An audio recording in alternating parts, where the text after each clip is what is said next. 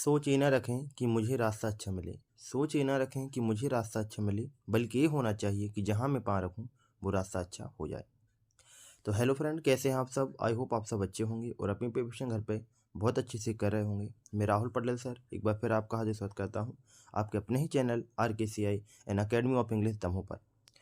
आज मैं लेके आया हूँ आपके लिए MP बोर्ड एग्ज़ाम इंग्लिश के कुछ इंपॉर्टेंट क्वेश्चन, जिसमें हम बात करने जा रहे हैं द फर्स्ट प्राइट बुक की कुछ शॉर्ट आंसर टाइप क्वेश्चन के बारे में।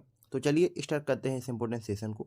इस सेशन को स्टार्ट करने से पहले मैं आपको बता दूं कि यदि अभी तक आपने हमारे चैनल को सब्सक्राइब नहीं किया है तो हमारे चैनल को सब्सक्राइब करें, बेल आइकन क्लिक कर दें जिससे आने वाली वीडियो का नोटिफिकेशन आपके पास पहुंच सके। तो चलिए स्टार्ट करते हैं इस इम्पोर्टेंट सेशन को। इस सेशन के माध्यम से आज हम डिस्कस करने जा रहे हैं चैप्टर 5, जिसमें हम इसके अंदर आने वाले 3 चैप्टर को डिस्कस करेंगे। इसकी जो थीम है वो है द ग्लम्पस ऑफ इंडिया, भारत की एक झलक, जिसमें हम पार्ट ए में डिस्कस करेंगे आ बेकर फ्रॉम गोवा, गोवा का बेकर। पार्ट बी में हम बात करेंगे कूर्ग के बारे में, और पार्ट सी में हम बात करेंगे टी फ्रॉम असम, असम की चाय के बारे में। ठीक है, तो चलिए स्टार्ट करते हैं इस इंपॉर्टेंट सेशन को। इसको स्टार्ट करने से पहले मैं थोड़ा सा शॉर्ट में आपको समरी भी बताऊं, जिससे आपको आइडिया लग जाए कि इस चैप्टर किसके बारे में दिया हुआ है। जैसे पहला जो दिया हुआ है इसमें 1 मिनट, इसमें जो पहला दिया हुआ है द ग्लम्पस ऑफ इंडिया, भारत की एक झलक, इसमें पार्ट ए में जैसे दिया हुआ है आ बेकर फ्रॉम गोवा, तो गोवा का एक बेकर। तो गोवा में क्या होता है, बेकर होता है। तो उस टाइम में बताया गया है कि जो पुर्तगीज देश होते हैं उस टाइम में बेकर कैसे काम करता था, बेकर क्या पहनता था, बेकर कैसे रहता था, उस सभी के बारे में पूरा उसमें बताया गया है कि बेकर्स कैसे गांव में आके फेरी लगाता था, कैसे अपने जो वो बेकर्स जो ब्रेड वगैरह बेचता था वो कैसे मैनेज करता था, सब कुछ के बारे में उस चैप्टर में बताया गया है। ठीक है, चलो इसके बाद देखते हैं इसे क्वेश्चन का जब आप आंसर लगाएंगे थोड़ा सा इसमें आपको और क्लियर हो जाएगा। ठीक है, तो चलिए स्टार्ट करते हैं क्वेश्चनों को लगाना। जैसे इसमें दिया हुआ है क्वेश्चन नंबर 1 मिनट, थोड़ा सा मैं इसको शॉर्ट कर दूं। जैसा कि इसमें दिया हुआ है question number 1, what are the elders in Goa not listed about, कि गोवा के जो लोग होते हैं वो गोवा के बारे में क्या बताते हैं। तो इसमें लिखा है the elder in Goa are not listed about the old Portuguese days, वे पुराने दिनों को बताते हैं, and their loaves for loaves of bread, and their loves for loaves of bread, वो बताते हैं कि किस प्रकार से उनको ब्रेड में बहुत ज़्यादा क्या थी, रुचि थी। तो इसमें देखो क्वेश्चन में आपको दिया हुआ है the elders in Goa not listed about, इतना आपको क्वेश्चन में दिया हुआ, आपको यहाँ से लर्न करना है। आपको केवल लर्न करना है इतना, आपको लर्न करना है about the old Portuguese days and their loves for looks of bread. इसमें ये लिखा हुआ है the elders in Goa are not listed about the old Portuguese days, वे पुराने पुर्तगालियों के दिनों के बारे में बताते हैं, and their loves for looks of bread, वो बताते हैं कि किस टाइप से उनको या किस वजह से या किस तरीके से उनको जो ब्रेड वगैरह क्या लगते थे, बहुत पसंद होते थे या बहुत अच्छे लगते थे। ठीक है, चलिए अब चलते हैं नेक्स्ट क्वेश्चन की ओर, बात करते हैं क्वेश्चन नंबर 2 की। 1 मिनट, थोड़ा सा इसको मैं और जूम कर दूं ताकि आपको क्लियर दिख सके। बात करते हैं क्वेश्चन नंबर 2 की। क्वेश्चन नंबर 2 लिखा है when did the baker collect the his bill, when did baker collect his bill, कि जो बेकर से वो अपने बिल को कैसे कलेक्ट करता था। ठीक है ना, इसको देखते हैं, दिया हुआ है इसमें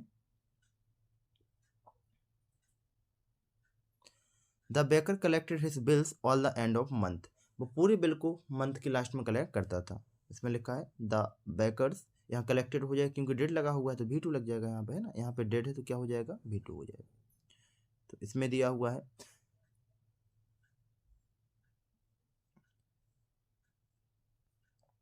the baker collected his bills all the end of month, month के लास्ट में बिल को वो कलेक्ट करता था। इसके बाद चलते हैं क्वेश्चन नंबर 3 की ओर। क्वेश्चन नंबर 3 में दिया हुआ है what does a jackfruit like appearance means, कि जो जैक फ्रूट वर्ड है उसका मीनिंग क्या होता है, जो जैक फ्रूट वर्ड है, जो कटहल है, उसका रियल में मीनिंग क्या होता है। तो चलिए देखते हैं इसको। तो जैसे कि इसमें दिया हुआ है आंसर नंबर 3 में the jackfruit like appearance means to plump physique, जो क्या होता है, प्लम्स होता है, फिजिकल होता है, गोलाकार होता है, उसको क्या बोलते हैं, कटहल बोलते हैं। तो देखो इसमें लिखा हुआ है the jackfruit like appearance means plump physique. Plump physique जैसे आपने देखा जो कटहल होता है वो थोड़ा सा इस टाइप्स का होता है, इसे क्या बोलते हैं, कटहल बोलते हैं। ठीक है ना। चलते हैं नेक्स्ट क्वेश्चन की ओर, क्वेश्चन नंबर 4। ये थोड़ा आपको ध्यान से समझना है क्योंकि कुछ क्वेश्चन इसमें से ऐसे आ जाते हैं, है ना। जैसे एक क्वेश्चन आपको एमसीक्यूज में भी आ सकता है और आपको क्वेश्चन में भी आ सकता है। ये क्वेश्चन जैसे इसमें दिया हुआ है, what are the bakers called in Goa, कि गोवा में बेकर्स को क्या कहा जाता था। तो द बेकर कॉल्ड पैडर इन गोवा, कि गोवा में जो बेकर था उसको क्या कहा जाता था, पैडर कहा जाता था। ठीक है ना। चलिए इसके बाद चलते हैं नेक्स्ट। थोड़ा सा मैं सॉल्व करूँ ताकि आपको स्पष्ट दिख सके। अब बात करते हैं क्वेश्चन नंबर 4 की। What does the third and jingle of the traditions bakers bamboo indicate, कि वहाँ के जो जिंगल ट्रीज हैं और जो ट्रेडिशनल बेकर्स हैं बम्बो इंडिकेट वो क्या बताते हैं। तो इसमें लिखा हुआ है the third and jingles of traditional bakers bamboo indicates. इतना आपको ये सब कुछ क्वेश्चन में दिया हुआ है, यहाँ से लेके ये सब आपको इंडिकेट तक, कहाँ तक, इंडिकेट तक, ये कहाँ किस में दिया हुआ है, क्वेश्चन में दिया हुआ है। आपको लर्न करना है यहाँ से arrivals of bakers they were not listed, the arrival of bakers they were not listed. इसमें बताया गया है कि जो बेकर्स होते थे वो कैसे उस स्थान पर पहुँचते थे, कैसे वो नॉट लिस्टेड होते थे, है ना, उसके बारे में इसमें बताया गया है। चलिए अब बात करते हैं क्वेश्चन 5 के बारे में, जो इस चैप्टर का सबसे मोस्ट इंपोर्टेंट क्वेश्चन और एक कभी कभी 3 नंबर में भी आपसे पूछ लिया जा सकता है और 2024 के लिए सबसे मोस्ट इंपोर्टेंट क्वेश्चन है। ठीक है, तो बात करते हैं इस क्वेश्चन की।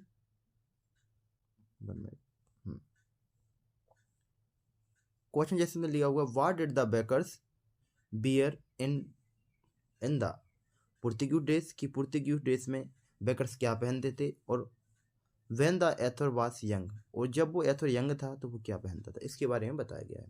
तो बात करते हैं क्वेश्चन नंबर 1 के बारे में दिया, सॉरी बात करते हैं क्वेश्चन नंबर 1 का answer. In Portuguese days the baker you sleep bore peculiar, कि वो क्या पहनते थे, एक बोर पेकुलर, एक सिंपल सी ड्रेस पहनते थे। ड्रेस वॉज कॉल्ड कवई, जिसे क्या कहा जाता था, कवई कहा जाता था, है ना। तो पुर्तगीज ड्रेस में सीधा लिख सकते हैं they wore a peculiar dresses it was kabai, या इट इज कॉल्ड वॉज, या फिर इट वॉज कॉल्ड कवई, उसे कवई कहा जाता था। अब बात करते हैं सेकंड की। सेकंड्स में दिया हुआ when the author was young, जब एथर क्या था, यंग था। The baker wore shirts and trouser, तो वो क्या पहनता था, शर्ट एंड ट्राउजर पहनता था। Which was shorter than full length and longer than full pants, जो पूरी घुटनों तक जाते थे, मतलब लीन तक जाते थे, है ना। और वो उसकी जो लेंथ होती थी घुटनों तक होती थी, और वो पूरे क्या होते थे, and longer than half pants, half pant जैसे लंबे होते थे, है ना। मतलब आधी लंबाई तक वो क्या होते थे, फिर आधी हाफ लंबाई तक वो लंबे हुआ करते थे। ऐसे कौन पहनते थे, वो बेकर्स पहनते थे। ठीक है, चलिए अब चलते हैं पार्ट बी की ओर, कुर्ग। तो कुर्ग, इसमें हम डिस्कस करने जा रहे हैं एक कुर्ग ट्रेडिशन के बारे में, कुर्ग जनजाति के बारे में।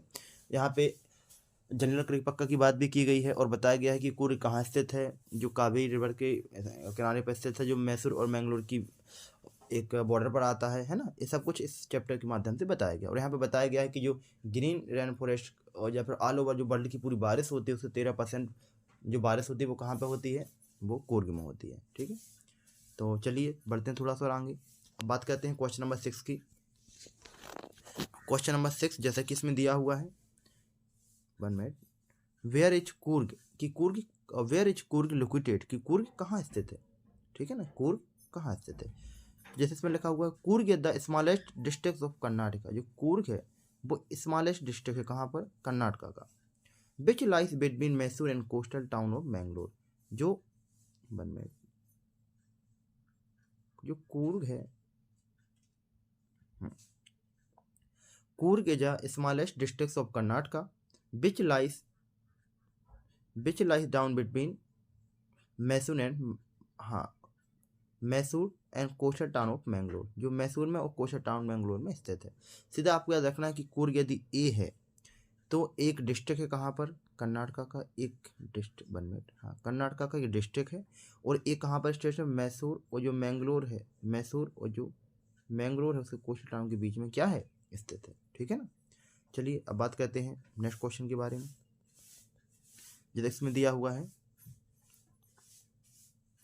Why is Coorg compare to heaven. Coorg को यहाँ पे कूर्ग आना था, COORG, कूर्ग आना था। ठीक है ना, कि कूर्ग को स्वर्ग क्यों कहा गया है, या कूर्ग की तुलना स्वर्ग से क्यों की गई। देखते हैं। जैसे कि इसमें दिया हुआ है Coorg is compare to heaven because of its nature beauty. उसकी नेचर ब्यूटी के कारण, प्राकृतिक सुंदरता के कारण उसे क्या कहा गया है, स्वर्ग कहा गया है। ठीक है ना। चलिए अब चलते हैं नेक्स्ट क्वेश्चन की ओर।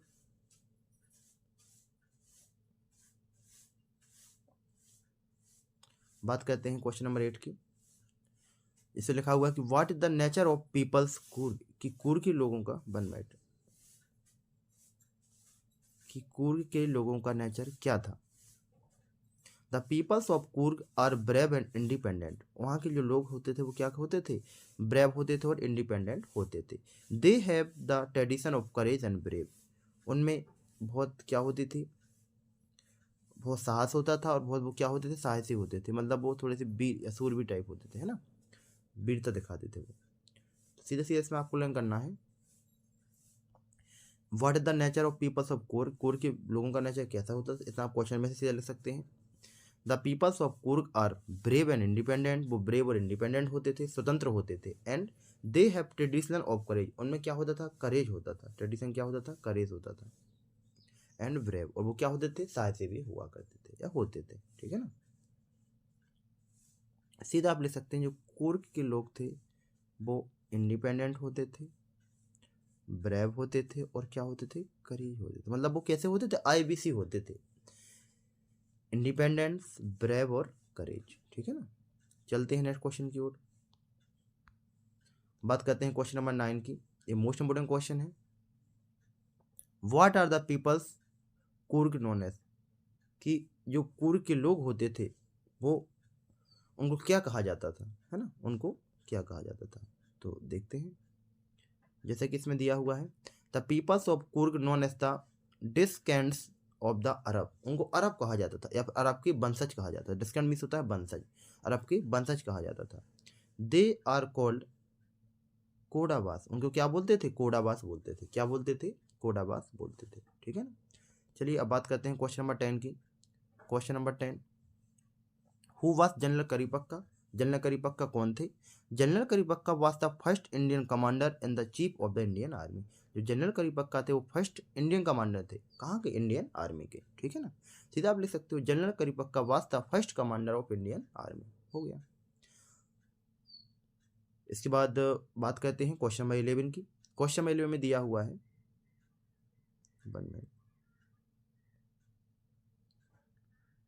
क्वेश्चन नंबर 11 में दिया हुआ है व्हाट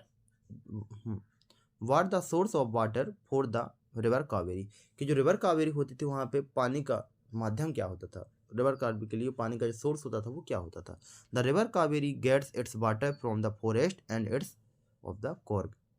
रिवर पानी में जो पानी आता था वो फॉरेस्ट से आता था। वो जो फॉरेस्ट था वो कहाँ पे स्थित था, वो कावेरी पर। जो रिवर कावेरी थी वहीं पर फॉरेस्ट था, जो कहाँ पे स्थित था, कॉर्ग में स्थित था, है ना, कूर्ग में स्थित था। ठीक है। तो रिवर कावेरी को जो पानी मिलता था, the river Kaveri gets its water from the forest and it's situated of the Coorg, या सीधा and hills of the Coorg, और कॉर्ग से ही मिलता था, है ना। इसके बाद बात करते हैं part C, T from Assam. इसमें असम की चाय की बात की गई है, गरम चाय के वगैरह बताया गया है।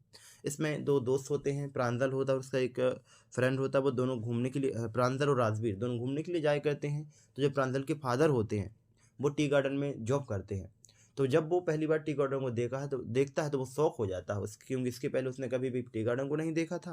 और जब बहुत सारे वो और जो टी के क्या होते हैं, जो प्लांट्स होते हैं उनको देखता है तो भावुक हो जाता है। वो बताता है कि ये मेरा बहुत अच्छा एक्सपीरियंस है ना।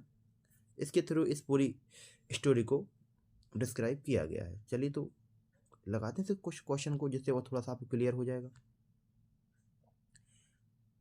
हाँ, बात करते हैं क्वेश्चन नंबर 12 की। जैसे कि इसमें दिया हुआ है what did Pranjol order for, कि प्रांजल ने क्या ऑर्डर किया।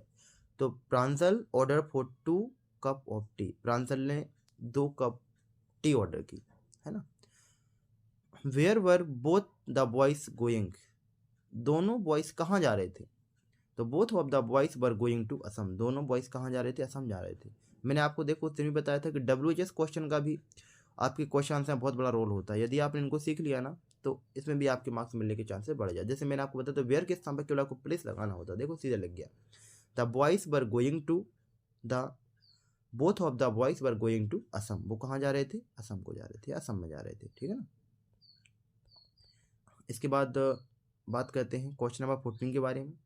Question number 14, what was surprising for Rajveer, 1 minute, what was surprising for Rajvir, Rajvir के लिए क्या सरप्राइजिंग था। मैं यहाँ देख लूँ कोई वर्ड तो नहीं छूट रहा है, हाँ, राजवीर के लिए क्या सरप्राइजिंग था, तो इसमें लिखा है what was the surprising for Rajvir, Rajvir के लिए क्या सरप्राइजिंग था। जैसे कि इसमें दिया हुआ है there are many things surprising for Rajvir, Rajvir के लिए बहुत सी चीज़ें थी जो कैसी थी, सरप्राइजिंग थी। Like her big fields, like her big fields, उसकी बड़ी field, falls of green plantation and green tea garden, है ना। वैसे एक बार देख लेते हैं राजवीर, तो there are many things surprising for Rajvir, बहुत सी चीज़ों को राजवीर ने सरप्राइजिंग कर दिया। Likes his big field, her नहीं आएगा, हिज आएगा यहाँ पे, लाइक्स हिज बिग फील्ड, उसकी बहुत बड़ी फील्ड ने, है ना। Plantation and the green tea of tea gardens, और जो प्लांटेशन थे बहुत बड़े प्लांट्स लगे हुए थे टी गार्डन के, उन सभी को उसने क्या कर दिया, आश्चर्यचकित कर दिया, सरप्राइजिंग था उसके लिए, ठीक है ना। इसके बाद चलते हैं क्वेश्चन नंबर 15 की ओर। इस आज का लास्ट क्वेश्चन है, क्वेश्चन नंबर 15, 1 मिनट, क्वेश्चन 15 दिया हुआ है व्हाट वाज मैग्निफिसेंट, बहुत अलग, बहुत दर्शनीय क्या था, तो the view around the tree estate was magnificent, जो चारों ओर का वो व्यू था वो क्या था, बहुत मैग्निफिसेंट था, बहुत रोमांचक दृश्य था, ठीक है ना। तो आज हमने आपको डिस्कस किया 3 ऐसी इंपॉर्टेंट लेसन के बारे में, पोर्शन के बारे में चैप्टर 5 के, जिसमें से आपके 2 या 4 नंबर क्वेश्चन आ सकते हैं, तो आप इसको बहुत अच्छे से रिवीजन कर लें। फिर मैं आपको बता दूं कि आज मैंने आपको इस साथ 3 स्टडी को डिस्कस किया, बैकर फ्रॉम गोवा का बैकर, दूसरा आपने डिस्कस किया था कूर्ग, और तीसरा डिस्कस किया था टी फ्रॉम असम। तो आई होप कि आपको ये सेशन पसंद आया हो, यदि आपको ये सेशन पसंद आता है तो सेशन को लाइक करें और सब्सक्राइब करें हमारे यूट्यूब चैनल को, जिससे आने वाली वीडियो का नोटिफिकेशन आपको मिल सके। तो मिलते हैं आने वाली वीडियो में, जब तक के लिए जय Hind, thank you very much, thanks for watching this video.